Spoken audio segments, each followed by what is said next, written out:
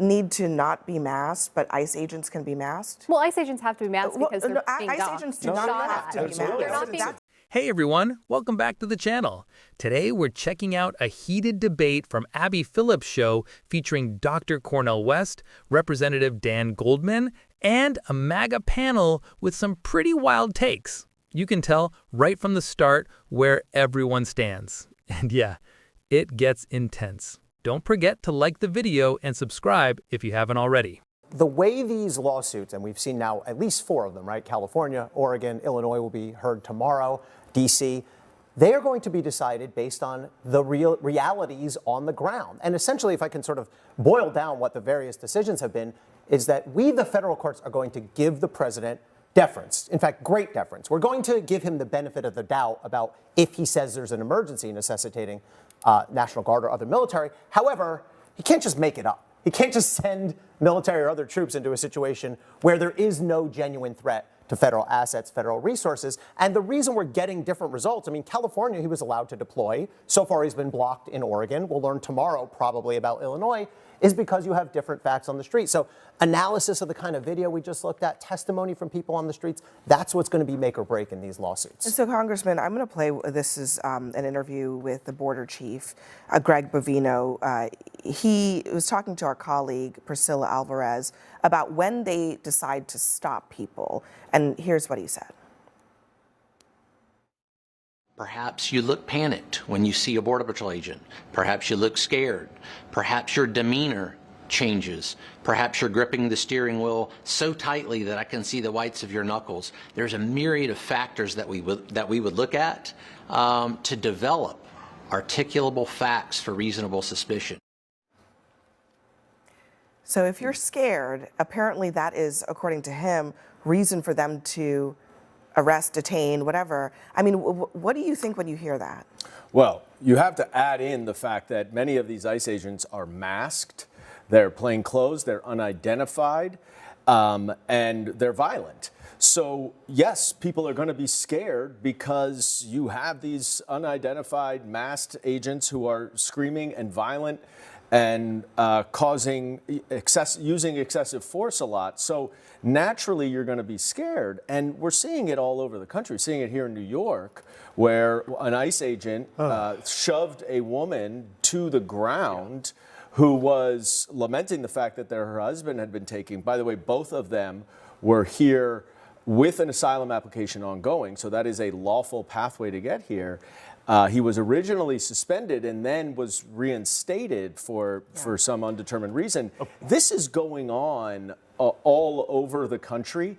It is excessive, and the American people recognize that we can have a robust immigration enforcement system without this kind of violence. That's absolute and crap. Without this, I'm going to jump in on that and say police, that's absolutely not true. Mafioso. You just criminalized the law enforcement. You just pretended there for a moment that for some reason the law enforcement is the only one who's masked and violent and the protesters are showing up and blocking ICE vehicles and raining bricks down on their roof and wearing masks themselves and being thugs to the media for that case. I mean, why aren't we caring about the media who are being attacked?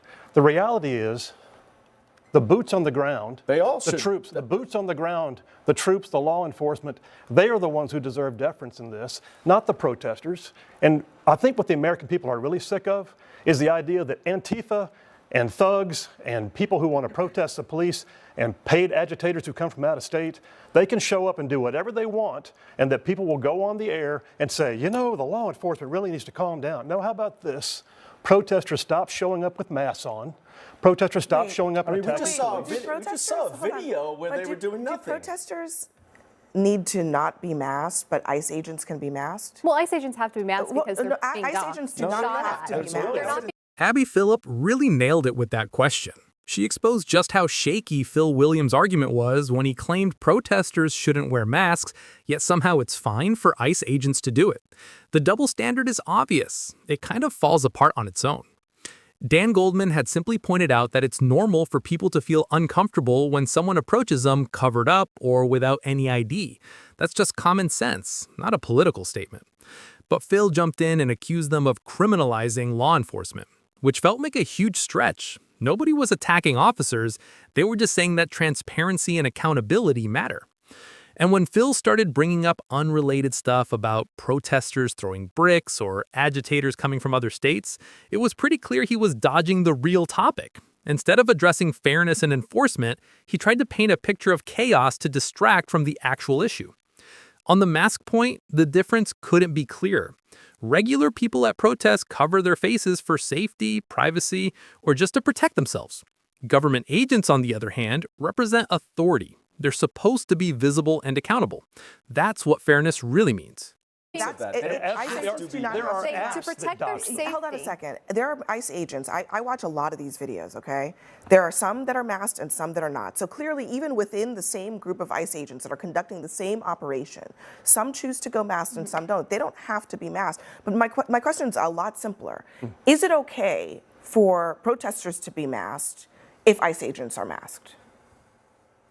Is it? Is it okay for protesters to be Yeah. masked? If they want to wear a mask, it's fine, but why are we complaining about the police? That's my point. Well, you were we're in a complaining about them being masked. My point is, don't have secret if there are policing. apps that are being created, Abby, and that's the thing, there are apps that are being created that are the sole purpose is to dox ICE agents. And there are people showing up at their houses, and there are families Listen, being threatened. Why would we I think not? all of that is terrible. Do you know this for a fact? Because I do keep know this for a hearing fact. this. I do have know not this for a seen fact. ICE. They you're keep ignoring the talking facts. about 1,000% upswing and all this stuff. I haven't seen examples. We just of had that. shootings in Dallas and Alvarado, Texas at ICE facilities. You remember Absolutely. that, right? And That was actually people I died. was very quick to condemn that. That's unacceptable, and those people should. That's a clear example of what we're talking there about. have attacks on ICE facilities. There have. It's important to note that. But I mean, what we were talking about before we got to this point was about their interaction in these stops, right? And the question actually to Bovino was about whether they were profiling people, whether they were just looking at people and saying, oh, you look Mexican, I'm going to stop. You look Mexican and you're scared. I'm going to stop you. And I think that's the question that a lot of people are wondering right now is that where we are as a country where you can just stop, not only stop people, but detain them, take away their liberty for any period of time just because of the way that they look? No, we have enough evidence, though, brother, that there has been racial profiling, especially for precious Latino brothers and sisters who are legal citizens.